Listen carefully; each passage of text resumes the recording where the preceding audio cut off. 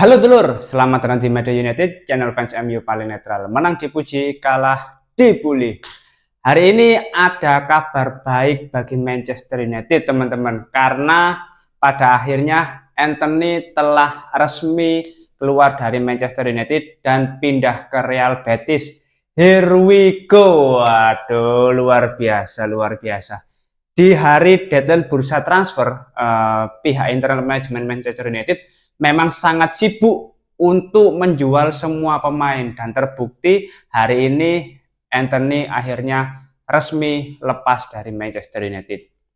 Di dalam kesepakatan ini Anthony terjual dengan harga 25 juta euro dan ada klausul penjualan kembali sebesar 50%. Hal ini sudah dikonfirmasi langsung oleh David Ornstein via The Athletic. Ini sebuah kabar baik, teman-teman. Dan dari kesepakatan ini kita semua sebagai fans bisa melihat bahwasanya selama bursa transfer musim panas, manajemen Manchester United benar-benar bekerja dengan serius untuk menjual pemain-pemain yang sudah tidak dibutuhkan oleh pelatih Manchester United saat ini, yaitu Ruben Amorim. Dan dari kesepakatan ini kita juga bisa melihat bahwasanya manajemen sampai saat ini masih sangat mendukung Ruben Amorim sebagai pelatih Manchester United. Mungkin kemarin-kemarin masih ada yang memberikan statement kalau Anthony layak diberi kesempatan, kalau Anthony bukan salah satu pemain yang membawa virus di dalam ruang ganti. Memang tidak, tapi secara kualitas dia tidak cocok dengan skema Ruben Amorim yang pertama, dan yang kedua secara skill dia itu sudah mentok menurutku, karena dia bukan tipikal pemain yang versatile, jadi tidak sesuai dengan kriteria yang dibutuhkan oleh Ruben Amorim. Dan terakhir, kenapa dia dijual? Karena secara mental dia sudah sangat turun, karena bandrol harga yang terlalu tinggi, hampir 100 juta pada waktu itu ketika didatangkan ke Manchester United saat era kepelatihan Erik ten Hag. Makanya dia mending dilepas. Dan di sini kalau kita melihat kesepakatan dengan Real Betis, ini cukup menarik, teman-teman. Karena di beberapa hari sebelumnya ya pihak dari Real Betis sudah mengatakan kalau mereka tidak memiliki uang untuk mempermanenkan Anthony.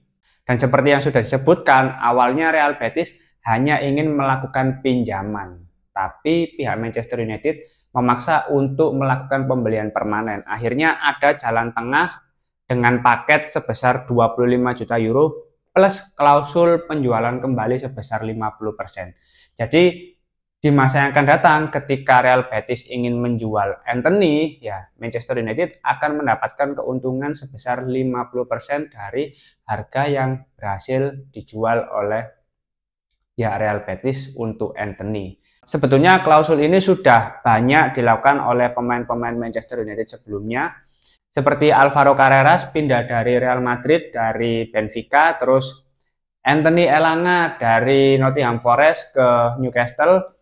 Di situ Manchester United mendapatkan keuntungan dari penjualan kembali sang pemain. Jadi kalau di total sebetulnya Manchester United juga nggak rugi-rugi amat itu loh. Ya rugi mungkin sekitar 50% lah. Dan di sini pihak Manchester United tidak memberikan kompensasi atas pemutusan kontrak Anthony di Manchester United. Jadi dari kesepakatan ini Manchester United sudah tidak menanggung beban gaji sang pemain, tidak memberikan kompensasi, dan mendapatkan lagi dana segar untuk mendatangkan pemain baru. Nah, menariknya ini ya, kemarin sudah selesai menjual Garnacho dengan harga 40 jutaan, dan sekarang ada Anthony seharga 25 juta. Nah, adanya dana tambahan ini ya bisa dilakukan untuk mendatangkan pemain baru. Karena apa? Karena sekarang sudah dalam bursa transfer, dan kabar terbaru Emiliano Martinez akan segera merapat ke Manchester United, sedangkan Sean Lemans akan merapat ke Aston Villa. Terlepas nanti siapa yang didatangkan, pasti akan ada kiper baru di Manchester United. Kalau untuk gelandang sepertinya agak sulit ya, karena sudah menjelang akhir bursa transfer dan resmi ditutup nanti tanggal 2 dini hari jam 2. Maka dari itu Di waktu yang semakin mepet ini, ya pihak manajemen sangat berhati-hati dan bergerak dengan cepat dan efisien untuk menjual pemain dan mendatangkan pemain baru. Karena masih ada dua pemain yang belum hengkang, yaitu Jadon Sancho dan Tyrell Malacia.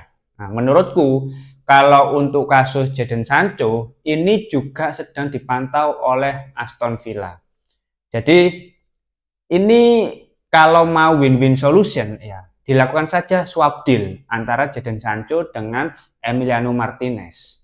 Kalau hal ini benar-benar bisa terwujud ya Manchester United tidak perlu mengeluarkan biaya tambahan untuk mendatangkan Emiliano Martinez. Lakukan saja swap deal. Kalaupun nambah 5 juta aja, nggak apa-apa.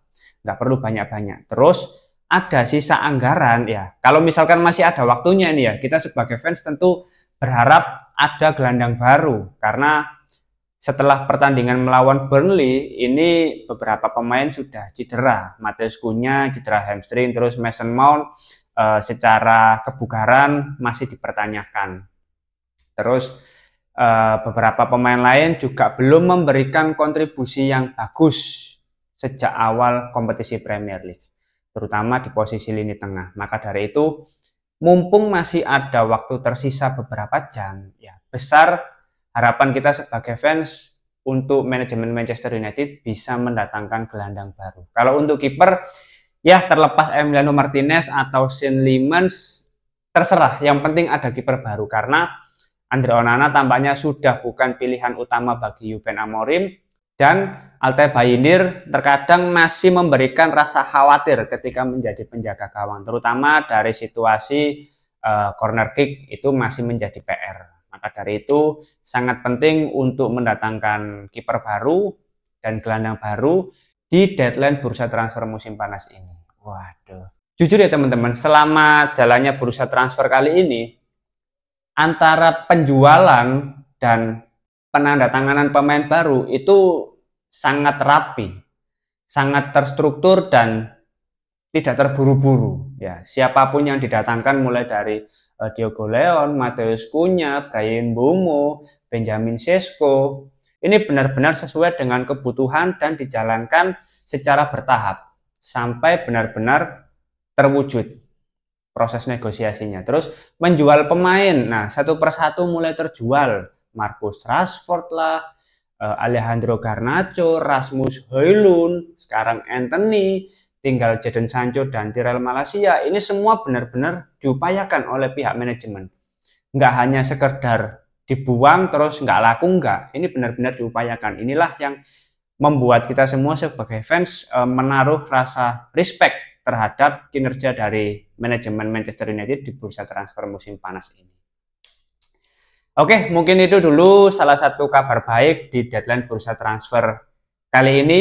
Sepertinya akan ada berita-berita terbaru lagi nanti malam mungkin ya, atau mungkin di atas jam 12, kita nggak tahu. Yang penting proses negosiasi Manchester United dalam menjual pemain atau mendatangkan pemain ini belum selesai.